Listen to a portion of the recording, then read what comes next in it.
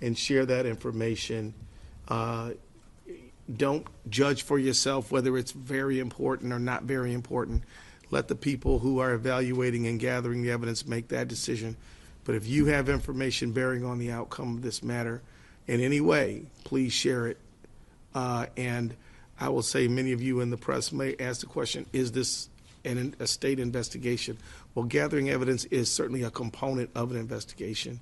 We are going to do the best that we can do for the public, knowing that the current posture of the federal, and this is not a critique of them, it's just a statement of fact, the current posture is that the investigation is one that the feds want to do without state involvement.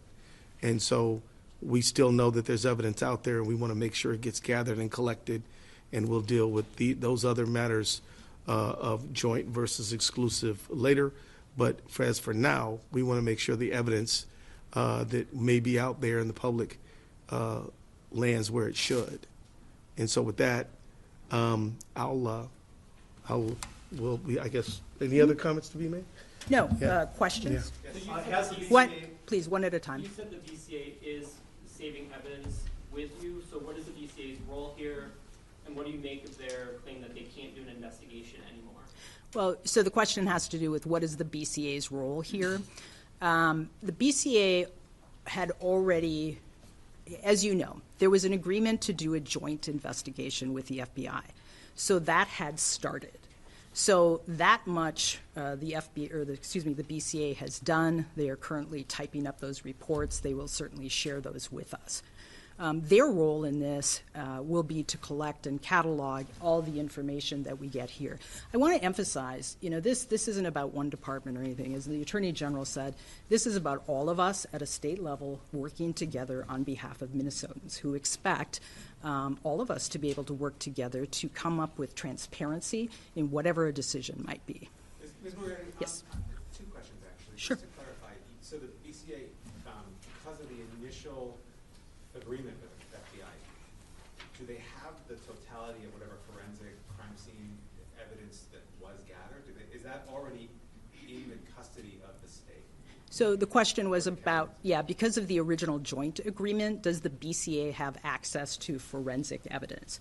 So the process here, the way the process unfolded is that the federal government came and was processing the scene. So the agreement had to be worked out with the BCA. When the BCA came to the scene, the evidence had been taken by the FBI. They collected the car and took it wherever. The BCA does not have access to the car. And the problem isn't that the FBI took the car, it's that the BCA doesn't have access to the car, or right now even access to the forensic evaluation that happens as a result of the investigation with that car. So that's the concern here. That is what Drew Evans was saying, that in a normal investigation, the BCA would take the car, do their own forensic analysis, fingerprints, DNA, that kind of stuff, all of that kind of stuff. But they have not done that in this case, which would have been fine and would still be fine if the BCA could have access to the results. But so the fruits of the labor currently BCA does not have. That's correct. So I guess the part two of my question, then I'm sorry, is and I know how, I can only imagine how extraordinarily frustrating this is for your office and your prosecutors. You're doing this to get whatever kind of video evidence, or whatever people can add to the investigation. But if you don't end up getting the forensic evidence from the FBI or from whoever, what can you do as a prosecutor? I think it's premature to make that decision. We don't know what we're going to get. I'll note that there was a video posted last night that most of us hadn't seen before. That the caption on social media was that neighbors had released it. And so we think that there may be other evidence out there, video, that kind of thing. We don't know. And so as the Attorney General and I know, it is critical to preserve evidence because it could be recorded over. Something could happen to it. And so this is an attempt to make sure that we preserve the evidence that's out there. And so we're going to continue to do that. We're going to continue to look at what's there. But it's really too early right now to say what we can and cannot do. Matt.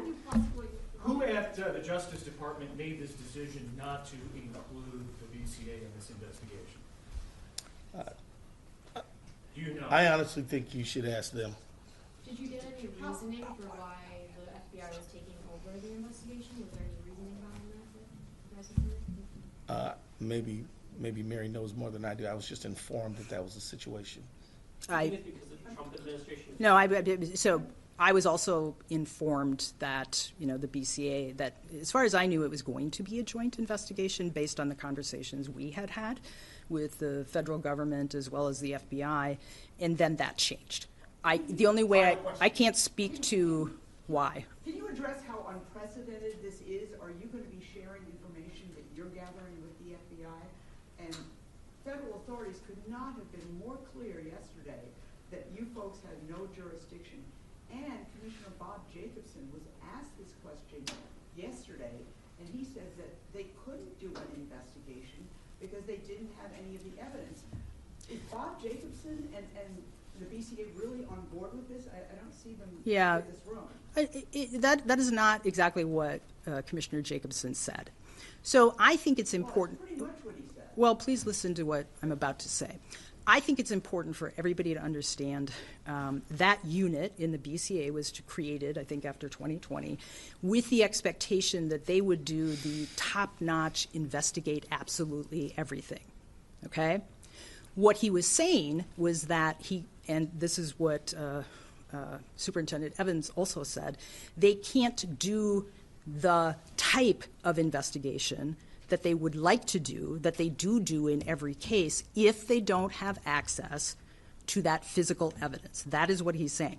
And I want to remind people, though, we never have ideal investigations, pretty much. Not because of the fault of officers, but we get cases submitted to us where we would like to have other types of evidence. So what he's saying is that they will not have access to some of that physical evidence. That would preclude them from doing the thorough investigation that they would like to do.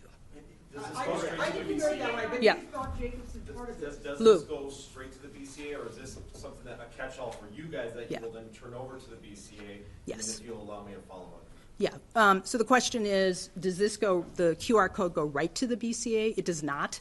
It comes to our office, and we have an agreement with the BCA that we will be sharing it so they can catalog it. Because the goal here is to make sure we are all on the same page and we understand what evidence has been collected. Okay, and then just a follow-up to what was asked over there. Can you ultimately make a charging decision if you don't have the car with the ballistics? Like, something that is like that, where the actual evidence, piece of evidence is very important to the overall decision. Yeah, and I can't answer that right now. You don't know until you know. One And last thing here. Jeff?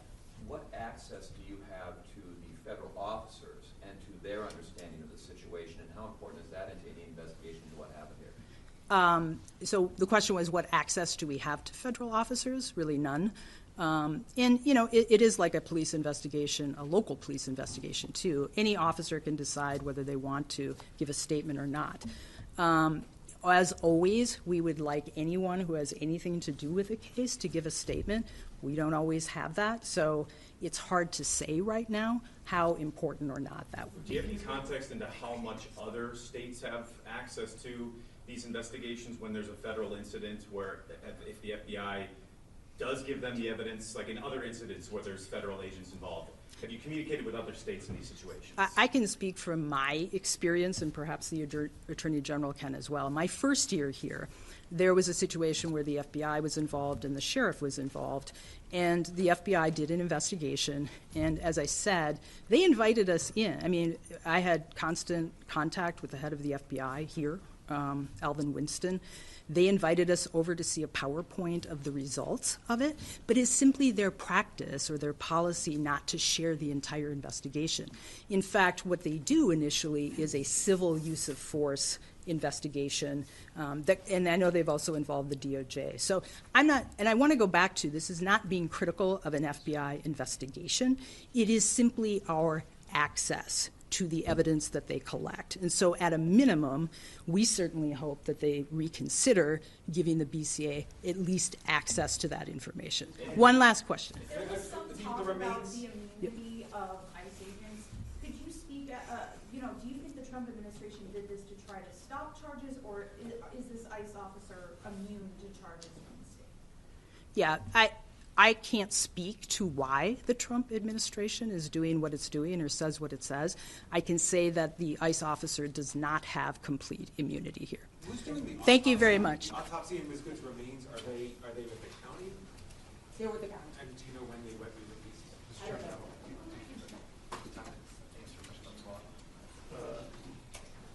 I don't want to take away from what we're doing here.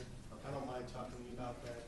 Because the treasurer secretary is going to investigate. Yeah, look, I like to communicate everything, but I'm not concerned about talking about that. I'm happy to talk about it. I'm not going to step on what we're talking about right now. So you can get a hold of Brian.